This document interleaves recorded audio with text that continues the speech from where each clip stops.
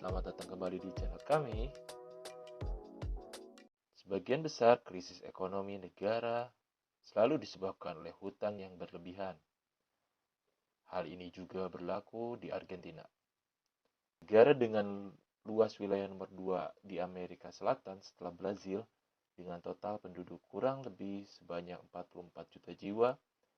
Negara yang subur dengan hasil pertanian dan perkebunan yang melimpah di antaranya gandum, tembakau, anggur, teh, dan juga sumber daya alam seperti besi, mangan, tembaga, dan uranium menjadi penyumbang pendapatan negara ini. Namun demikian, nampaknya Argentina menjadi salah satu negara pertama yang tumbang akibat krisis global pasca pandemi COVID-19. Dan di tengah kehancuran Ukraina, negara ini memiliki total hutang senilai lebih dari 515.000 triliun bila dirupiahkan dengan kurs 15.290 per dolar Amerika. Rincian hutang dipecah menjadi beberapa unit, yang sebagian besar dalam mata uang dolar Amerika, yang mewakili 29,4 triliun US dollar atau 60,9% dari total hutang.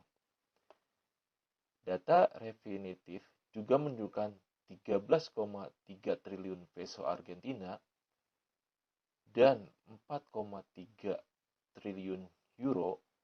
Ketiga denominasi tersebut menyumbang 97,39% dari total hutang Argentina. Berarti, rasio utang Argentina terhadap produk domestik bruto akan mencapai 80,5% pada tahun 2021. Pada tahun yang sama, rasio utang Indonesia hanya 35% dari PDB. Sementara itu, kinerja ekspor produsen gandum ini terus menurun, dengan pembayaran utang dan impor dalam negeri tidak mampu mengimbangi permintaan dolar Amerika yang besar. Data dari Institut Riset Statistik Nasional Argentina menunjukkan defisit perdagangan sebesar 300 juta US dollar pada bulan Agustus. Ini meningkat setelah pembukuan defisit 437 US dollar pada bulan Juli. Permintaan global yang lemah mendorong ekspor turun menjadi 6,9% secara tahunan di bulan Agustus. Sementara impor sebenarnya meningkat sebesar 36,2%, terutama karena ketergantungan yang tinggi pada bahan bakar dan pelumas.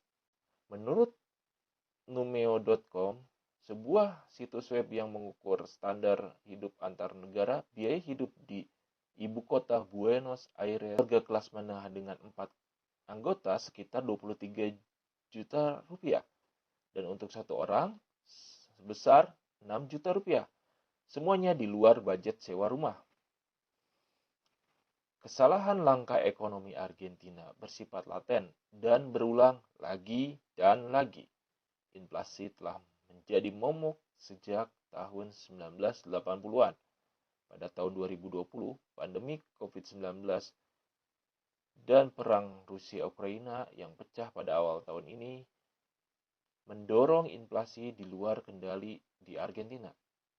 Bank sentral memperkirakan tingkat inflasi akan mencapai 100% pada akhir tahun. Perekonomian negara sangat bergantung pada dolar Amerika, maka muncullah istilah dolarisasi ekonomi.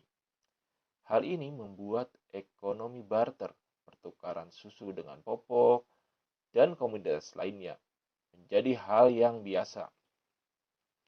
Kabarnya, spekulasi tersebar setiap hari tentang berapa harga yang pantas untuk sekantung beras. Mereka menggunakan media sosial untuk membuat kesepakatan. Dengan ketergantungan terhadap IMF, Argentina seperti Indonesia setelah krisis mata uang tahun 1997, bergantung pada cadangan devisa dan pendanaan pemerintah dari dana moneter internasional. Akhir pekan lalu, Dewan Eksekutif IMF kembali menyetujui tinjauan kedua dari program fasilitas pinjaman tambahan senilai 44 miliar dolar tanpa memerlukan persyaratan pengeluaran. Seabad yang lalu, Argentina adalah negara terkaya di dunia. Namun dalam beberapa tahun terakhir, mereka telah jatuh dari krisis ke krisis. Mati-matian berjuang melawan inflasi yang tidak menentu.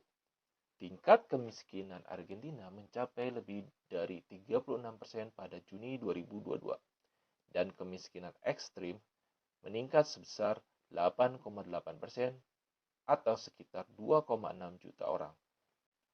Program bantuan sosial sudah digulirkan untuk menekan angka kemiskinan yang meningkat.